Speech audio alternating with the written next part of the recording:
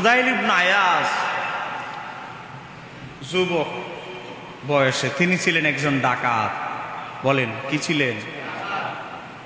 ডাকাত থেকেও হয়েছেন তার যুগের সর্বশ্রেষ্ঠ ওলি। একটু জোরে বলুন। রাত্রেবেলা ডাকাতি করতে গিয়েছে। বলেন ডাকাতি কি দিনে করে না রাতে?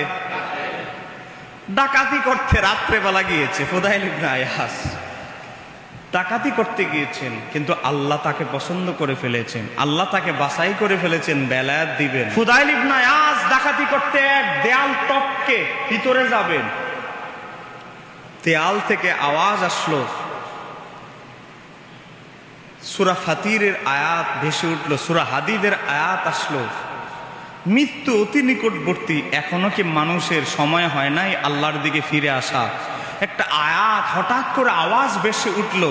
হযরতে ফুদাইল ইবনে আয়াজের দিলের মাঝে হৃৎপিণ্ড নাড়া দিতে লাগলো, কলবের ভিতর একটা ঝাঁকি দিল। এই আয়াত শুনে তিনি থমকে গেলেন। বলে না, আল্লাহ তো আমারে ডাকতেছে।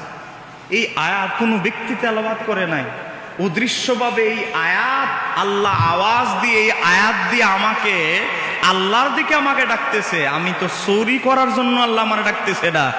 এই রাত থেকেই তওবা করে বিশ্ববিখ্যাত ডাকাত থেকে হয়ে গেলেন বিশ্ববিখ্যাত আল্লাহর ওলি।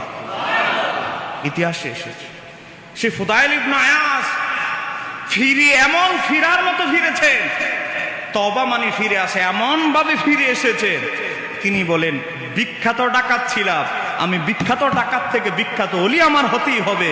হারুন রশিদের মতো ব্যক্তি সিরিয়ালে দাঁড়ায় থাকতেন ওনার সাথে সাক্ষাৎ করার জন্য।